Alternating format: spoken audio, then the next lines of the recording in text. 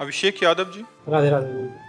राधे राधे महाराज जी। महाराज जी, नशा समाज के पतन का मुख्य कारण बनता जा रहा है। अक्सर जो दुराचारों की घटना बहन बेटियों के साथ होती है उसमें नशा एक मुख्य कारण होता है। नशे की हालत में इंसान का डर सा खत्म हो जाता है, उसे सही गलत का होश नहीं रहता, तो महाराज जी वो ऐसे ही काम करने लग जाता है। महाराज जी, मेरा निवेदन था कि नशा रोकने के लिए मार्गदर्शन दें ताकि ऐसी घटनाओं पर रोक लग सके। देखो, हमारा उपाय सब रोकने के लिए है। बेविचार रोकने के लिए, नशा रोकने के लिए, अधर्म रोकने के लिए, पाप रोकने के लिए, डिप्रेशन रोकने के लिए, चिंता रोकने के लिए, सबका उपाय एक ही है, अध्यात्म।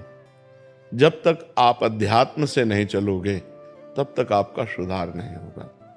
अध्यात्म से एक भय पैदा हो जाता है, मैं ये पाप करूं नहीं करूंगा, अरे ये निंदनीय। आज हजारों या हम लाखों कह सकते हैं, लाखों हमारे नौजवान भाई नशा छोड़ दिए, शराब छोड़ दिए, मांस छोड़ दिए, गंदी बातें छोड़ दी। यहीं आके बताते हैं कि हमको 1 वर्ष हो गया छोड़े, हमें 6 महीना हो गया, हमें साल भर हो। तो अध्यात्म ही तो छुड़वा रहा है। जैसे जैसे वो अध्यात्म सुन रहे हैं, अध्यात्म को धारण कर रहे हैं, वैसे वैसे गंदे आचरण त्यागते जा रहे हैं। अभी अगर नौजवान भाई थोड़ा अध्यात्म की तरफ झुकें तो इनका सुधार हो। अब अध्यात्म से मतलब नहीं, केवल अब नौजवानी है और धर्म को कभी जाना नहीं, शास्त्र पढ़ा नहीं, संत संग किया नहीं, तो बस मनमानी आचरण चल रहा है, मनमानी आचरण चल रहा है। जो जितना गंदा जीवन जी सके वही उतना अपने को श्रेष्ठ मान रहा है। क्लब जाना, शराब पीना, ड्रग्स, तो इससे बहुत बड़ी हानि हो रही है, हमारे समाज की बहुत बड़ी हानि हो रही है। अब एक गृहस्थी में जो नया लड़का ब्याह करना चाहता है वो बहुत डर गया है। पति पत्नी में विश्वास चला गया। जहां एक प्राण दो देह माने जाते थे, पति पत्नी का मतलब एक प्राण दो देह, देखने में दो हैं लेकिन दोनों एक हैं, वहां अब ये दशा है। बड़ा समय विचित्र आ गया है, बड़ा समय विचित्र आ गया है। मतलब अब किस पर विश्वास करें, विश्वास किस पर करें? कम से कम ये होता था कि सुहाग भर लिया तो अपने सुहाग की रक्षा करेगी, वही अपने सुहाग को। तो बड़ा विचित्र है, बड़ा विचित्र समय आ गया है। अध्यात्म के बिना आपके प्रश्न का समाधान नहीं है। जब तक लोग अध्यात्म से नहीं जुड़ेंगे, संतोष से नहीं जुड़ेंगे, तब तक ये नशा और गंदी आदतें नहीं छूटेंगी। जब उनको भगवान का थोड़ा ज्ञान हो, धर्म का ज्ञान हो, तो इंद्रियां पवित्र हो, तो गंदे आचरणों से बचें। तो बिना अध्यात्म के सुधार होना बड़ा कठिन है। ये बहुत गंदा माहौल चल गया। अब इसके सुधार के लिए हमें कोई उपाय नहीं दिखाई देता। एक उपाय है अध्यात्म, उसमें कोई जुड़ना नहीं चाहता। जब तक भगवान से नहीं जुड़ेगा, बुद्धि नहीं पवित्र होगी, तब तक ये धर्म का आचरण कैसे होगा? तो ऐसे व्यभिचार प्रवृत्ति बढ़ गई। बड़ी समस्या है ये, बड़ी समस्या है ये। कि मतलब बच्ची सही है तो बच्चा व्यभिचारी है, बच्चा सही है तो पत्नी व्यभिचारी। बड़ी समस्या आ रही है। अब इसमें जब तक दोनों सही ना हो तब तक आजीवन निर्वाह होना बड़ा कठिन है। और ये गृहस्थी के लिए अनिवार्य है। पति पत्नी में प्रेम होना गृहस्थी के लिए अनिवार्य है, क्योंकि वो तभी चल पाएंगे। और ये बड़ी समस्या हो गई कि वो उनसे प्यार करते हो, उनसे प्यार, तो हमें लगता है कि फिर ब्याह नहीं करना चाहिए। अगर तुमको जिससे प्रेम है उसी से रहो, कम से कम हत्या तो मत करो किसी की। अब आप अपने माता पिता को सुख देने के लिए ब्याह करते हैं और इसके बाद पति या पत्नी की हत्या कर देते हैं तो जेल जाते हैं, पूरा जीवन बर्बाद हो जाता है। बड़ा समस्या है। और नए बच्चे बिना बॉयफ्रेंड गर्लफ्रेंड के अब जीना नहीं चाहते। वो बोलते हैं कि अगर हमारे गर्लफ्रेंड नहीं है तो हमें हमारे मित्र लोग नीचा दिखाते हैं। वो बोले हमारे बॉयफ्रेंड नहीं तो हमारे मित्र लोग ऐसा। ये बड़ा गलत आचरण चल गया है हमारे देश में। ये बड़ी जो नई पीढ़ी के साथ व्यसन और व्यभिचार जुड़ गया। अब बताओ, ये पढ़ाई लिखाई का समय है, उन्नति का समय है कि ये गंदी बातों का समय है? और वो गंदे नशा करते हैं, गंदी आदतें, गंदे व्यभिचार, और फिर दिमाग खराब करके गंदा आचरण ऐसा कर बैठते हैं, आजीवन जेल या तो मर गए। यही आचरण हो रहे हैं। भावेश पांडे जी। राधे राधे। राधे राधे महाराज जी। महाराज जी, आज का युवा आधुनिकता की दौड़ में अपनी सामाजिक और पारिवारिक जिम्मेदारियों से विमुख होता जा रहा है। वो ना तो समाज, ये हमारी चिंता का विषय, किसी का भी हो तो प्रश्न हो, ये हमारी भी चिंता का विषय। देखो, हम पहले नहीं बिना प्रश्न किए, ये हमारी चिंता का विषय है कि अब वो जंजीर खींच रहा है, वो चोरी कर रहा है। 2 लड़के आए, ऐसे गला दबाया और सब छीन छान के क्योंकि उनको शराब चाहिए, उनको ड्रग्स चाहिए, उनको नशा चाहिए, उनको व्यभिचार चाहिए। तो अब इसके लिए अर्थ चाहिए, अर्थ के लिए चाहे हिंसा करनी पड़े, चाहे अपनी माँ की हिंसा करनी पड़े, चाहे अपने पिता की हिंसा करनी पड़े, चाहे अपने भाई की हिंसा करनी पड़े। कितने ऐसे केसेस, भाई भाई की हत्या कर रहा है, बेटा माँ की हत्या कर रहा है, पत्नी पति की हत्या, यहाँ तक उतर गए। जब थोड़ा भी प्रेम किसी में नहीं दिखाई दे रहा कि चलो भाई भाई का प्रेम है, पति पत्नी का प्रेम है, कहीं तो हम जिए किससे? कम से कम गृहस्थी में है तो एक परिवार है, उसमें आपस में प्रेम है, तो जो कुछ कमा के लाए जब खाए, प्रेम से बैठे, आनंद से बैठे, हमारे संबंध हो तो विश्वसनीय है कि ये हमारी पत्नी है, ये हमारा पुत्र है, ये हमारा भाई है, ये हमारी माँ है। अब संबंध भी विश्वसनीय नहीं, तो ये जो समय चल रहा है ये ठीक नहीं है। ऐसे ठीक नहीं है। ऐसे आगे चल करके परिवार का परिवार सब नष्ट हो जाएंगे। इसके लिए चाहिए विश्वास, प्रेम, और वो होता है पवित्रता से। अब पवित्रता रह नहीं रही है, पवित्रता पे कोई विचार ही नहीं कर रहा। नए बच्चों को देखो भूत सवार है, बस कैसे रुपया मिले, कैसे नशा मिले, कैसे बेविचार मिले, बस इस पे सवार है, दिमाग इस पे सवार है। ये बिना अध्यात्म के नहीं सुधर सकता, बिना भगवान से जुड़े नहीं सुधर सकता। और भगवान से जुड़ना ये नए बच्चे चाहते नहीं, उनको संसारिकता पसंद है, तो कैसे सुधारा जा सकता है आप बताओ? बिना भगवान के, बिना धर्म के, बिना पवित्र आचरण के कैसे सुधारा जा सकता है? कोई उपाय तो हमें, कोई टेबलेट तो है नहीं कि टेबलेट खवा दिया जाए, वो तो ऐसा है नहीं। उसको तो स्वयं में जब ग्लानि होगी और स्वयं से सुधरना चाहेगा तो सुधर सकता है। हजारों लोग सुधर भी रहे, ऐसा नहीं हजारों लोग सुधर रहे हैं, सत्संग सुनकर अपने जीवन का परिवर्तन कर रहे हैं। अध्यात्म से ही सुधारा जा सकता है, अन्य कोई उपाय नहीं। नशा, व्यभिचार, ये दो बहुत बढ़ रहे हैं, बहुत बढ़ रहे हैं। छोटे छोटे बच्चे नशा कर रहे हैं, छोटे छोटे बच्चे 12 वर्ष का एक लड़का आया था जो हस्त मैथुन का शिकार और गर्लफ्रेंड, 12 वर्ष का बच्चा। ये बेटा, तो हम पूछा कितनी आयु हो? बोले 12 वर्ष। 12 वर्ष, 12 वर्ष में तो मतलब अभी बिल्कुल नवीन बच्चा है। ये बातें आनी ही नहीं चाहिए। मतलब 18, 20, 22 वर्ष में ऐसे उमंगे तरंगे आना, तब तो लगता है कि अवस्था हो गई, इसीलिए ब्याह कर दिया जाता था। और अब 12 वर्ष, 13 वर्ष का बच्चा पूरा प्रवीण है, गृहस्थाश्रम की हर बात जानता है, क्योंकि मोबाइल उसके पास है। अब जब व्यसन में उतरेगा, व्यभिचार में उतरेगा, तो उसका जीवन क्या रह जाएगा? तो नए नए बच्चों का जीवन सब मजाक होता चला जा रहा है, माया नष्ट करती चली जा रही है। अगर अध्यात्म से जुड़े, भगवान से जुड़े, तो परिवर्तन हो सकता है, दूसरा कोई उपाय नहीं। वैभव जी, नई दिल्ली से। राधे राधे महाराज जी। महाराज जी, निरंतर प्रयासों के बाद भी जब असफलता मिलती रहे तो स्वयं को मोटिवेट, क्या प्रयास करते हो? लौकिक ही प्रयास तो करते हो ना, अपने पूर्व पाप के नष्ट करने का प्रयास तो नहीं करते कि आप कोई अनुष्ठान कर रहे हैं, आप भजन कर रहे हैं, आप परोपकार कर रहे हैं, आप तीर्थयाटन कर रहे हैं पवित्र भाव से। ये तो सब कुछ है नहीं।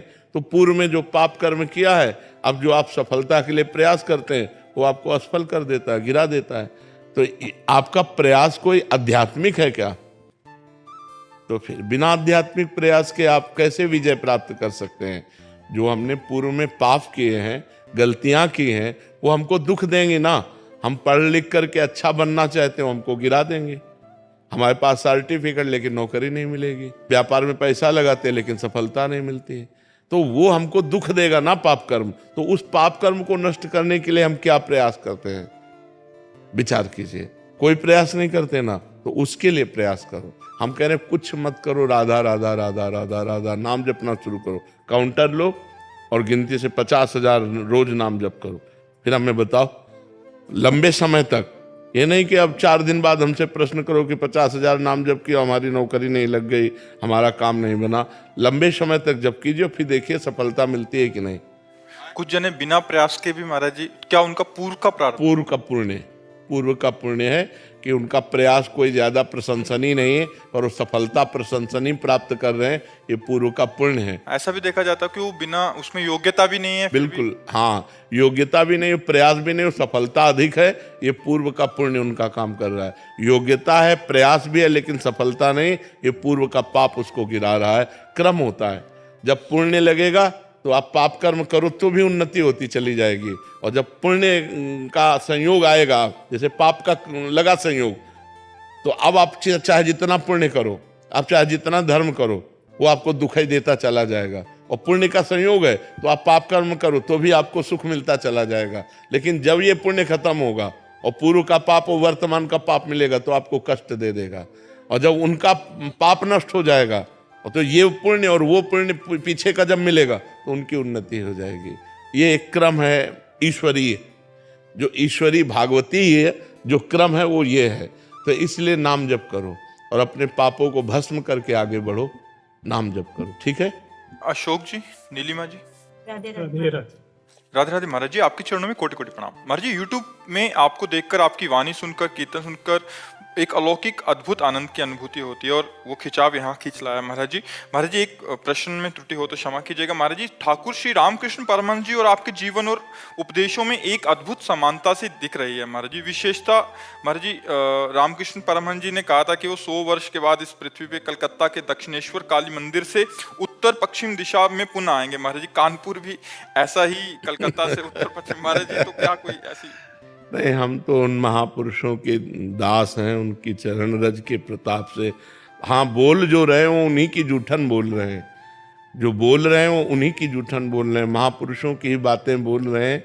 लेकिन वो तो गुरुजन हैं, वो आचार्य जन हैं, वो महापुरुष जन हैं, हम उनके बच्चे हैं, हम उनकी शरण में हैं। कपिल जी, उज्जैन से। श्री हरिवंश महाराज जी। श्री हरिवंश, राधे राधे महाराज जी। महाराज जी, भगवत साक्षात्कार एवं भगवत प्रेम में क्या अंतर है? भगवत प्रेम की प्राप्ति भगवत कैसे? प्रेम से ही भगवत साक्षात्कार होता है। जब तक भगवत प्रेम नहीं होता तब तक भगवत साक्षात्कार नहीं होता। हरि व्यापक सर्वत्र समाना और प्रेम ते प्रगट होए में जान। भगवान प्रेम से ही प्रकाशित होते हैं।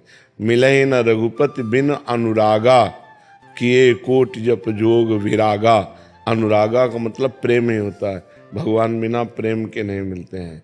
नहीं, तो इसलिए प्रेम और भगवत साक्षात्कार एक ही बात है। जब प्रेम प्रकट हो जाता है तो भगवान नेत्रों में बस जाते हैं। दर्शन की क्या बात। पिय मूर्ति नयनन बसे, तेहि रस रहाय समाय। ये लक्षण सुन प्रेम के, और न कछो सुहाय। और न कछो सुहाय, फिरे अपने रस मातो। कुटुम देह ते जाए, छूट सब ही विधि नातो। प्रिया प्रीतम के प्रेम रस में जब चित्त डूबता है तो हमारे नेत्रों में बस जाते हैं। जैसे गोपीजन महान प्रेमी है तो वो कह रहे, जित देखूं तित श्याममयी है। मैं जिधर देखती हूँ उधर श्याम सुंदर दिखाई दे रहे हैं। श्याम सुंदर के सिवा कोई और है ही नहीं। तो प्रेम का स्वरूप यही होता है कि वो भगवान का साक्षात्कार करा देता है, और बिना प्रेम के भगवान का साक्षात्कार नहीं होता। जान लेउ सो जान निहारा, राम ही केवल प्रेम प्यारा। अगर प्रेम है तो भगवान की दर्शन भक्ति सब सार्थक हो गया। प्रेम नहीं तो दर्शन भी तो कर रहा है दुर्योधन। दुर्योधन भगवान का दर्शन कर रहा है, क्या उसको प्राप्त हो रहा है? क्यों?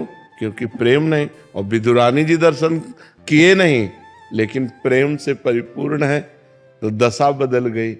केले के छिलके पवा रहे हैं और भगवान पा रहे हैं।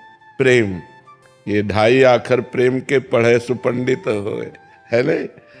पोथी पढ़ी पढ़ी जग मुआ, पंडित भया न कोय। 2.5 आखर प्रेम के पढ़े। तो ये है। अदिति जी, बिहार से। श्री हरिवंश। श्री हरिवंश, महाराज जी, क्या संत दर्शन से भाग्य बदल सकता है? नाम जप से भाग्य बदलता है। संत दर्शन से भगवान की तरफ आकर्षण होता है। संत दर्शन से पाप नष्ट होते हैं।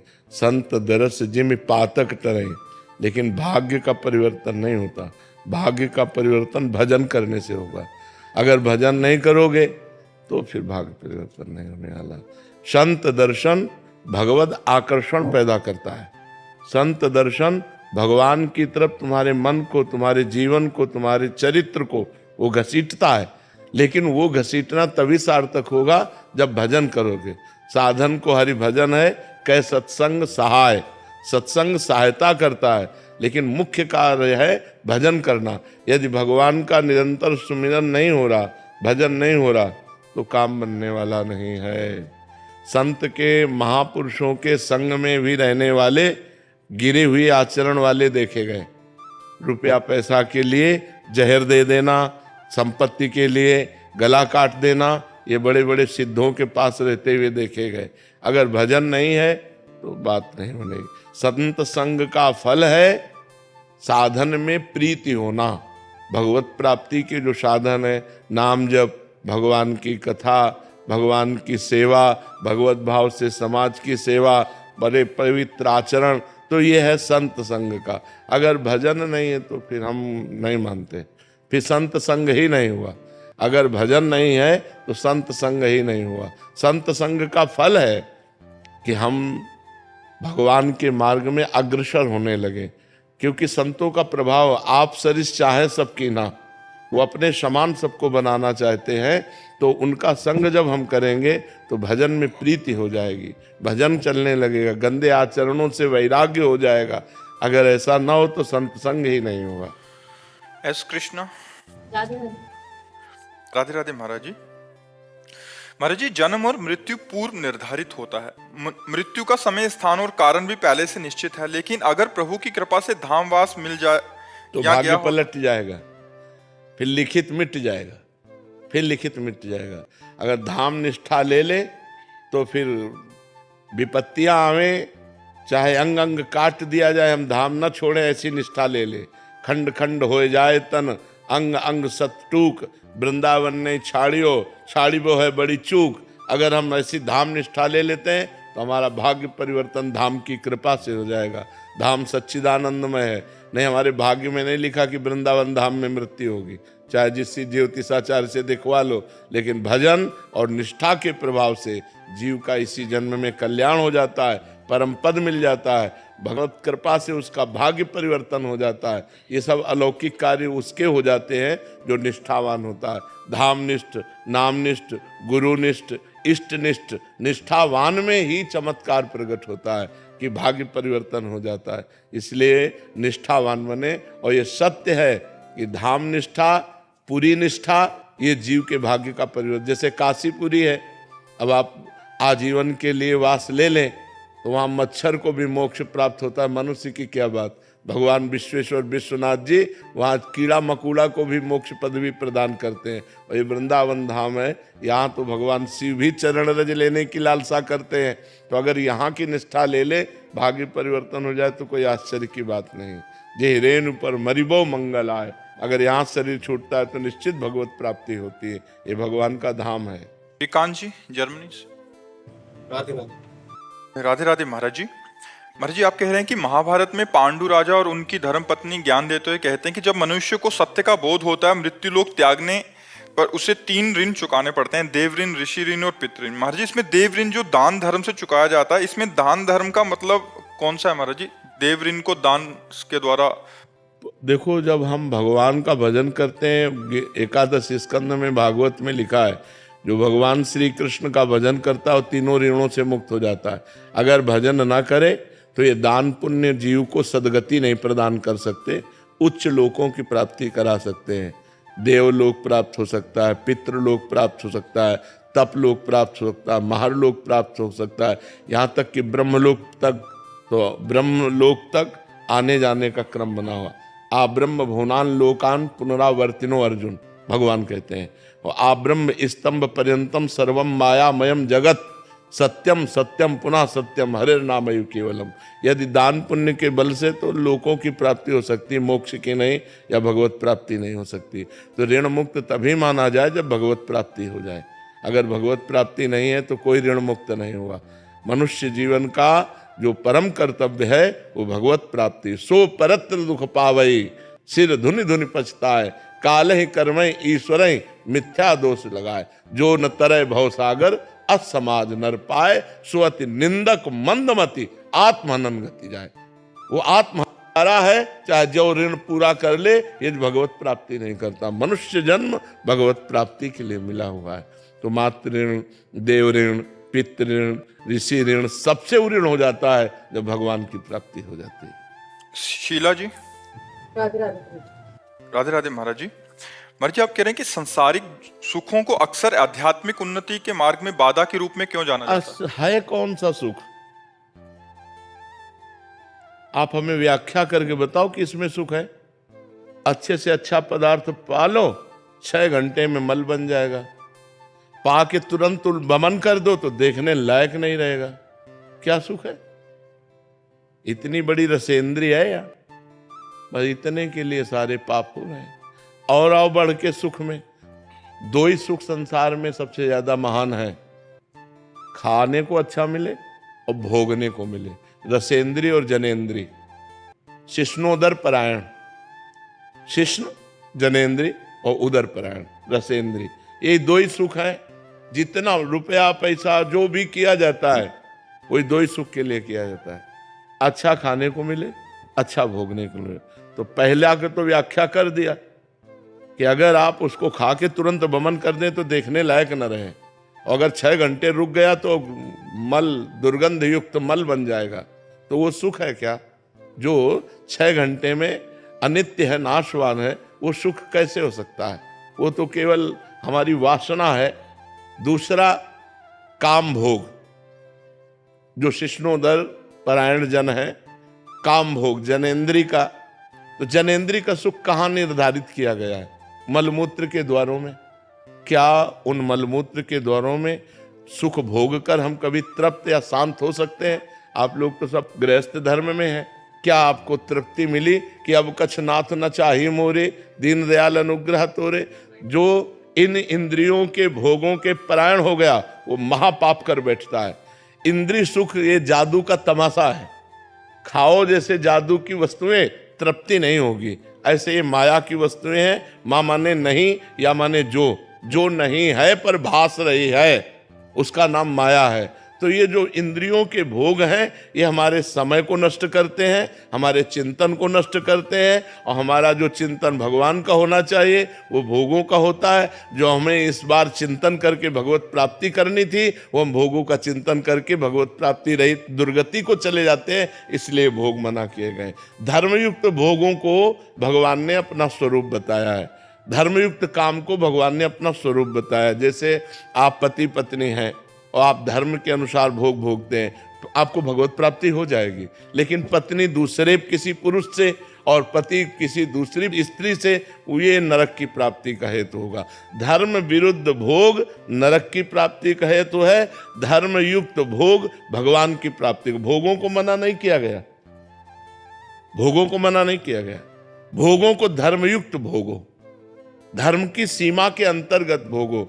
अगर जैसे विरक्त 2 मार्ग है, प्रवृत्ति मार्ग और निवृत्ति मार्ग। अब प्रवृत्ति मार्ग के लिए भी भोग है, वो अपने शरीर पोषण के लिए भोजन करे, अपने योग साधना के लिए अपनी जो अनुकूलता है उनको धारण करे, लेकिन वो अन्य गृहस्थ धर्मों को न भोगे। गृहस्थ धर्म में वो अन्य धर्म विरुद्ध भोग न भोगे, वो धर्मयुक्त भोग भोगे, तो दोनों को भगवत प्राप्ति हो जाएगी, चाहे वो गृहस्थ हो चाहे विरक्त हो। लेकिन मनमानी आचरण करने वाला, अधर्म आचरण करने वाला, पाप आचरण करने वाला, वो तो नरक जाएगा, उसकी तो दुर्गति होगी। यहाँ भी डिप्रेशन, अशांति, दुख, चिंता, शोक, भय, और मरने के बाद नरक की प्राप्ति होगी। इसलिए भोगों को मना किया गया है कि अधर्म युक्त भोग भोगने से हमारा मन मलिन होता है, गंदा चिंतन बना रहता है, व्यर्थ चिंतन बना रहता है, ओवर थिंकिंग रहती है, जिसके कारण हमारा भगवत चिंतन छूटता है और हमारी भगवत प्राप्ति का जो योग महान सिद्ध ये शरीर मिला है वो व्यर्थ में नष्ट हो जाता है।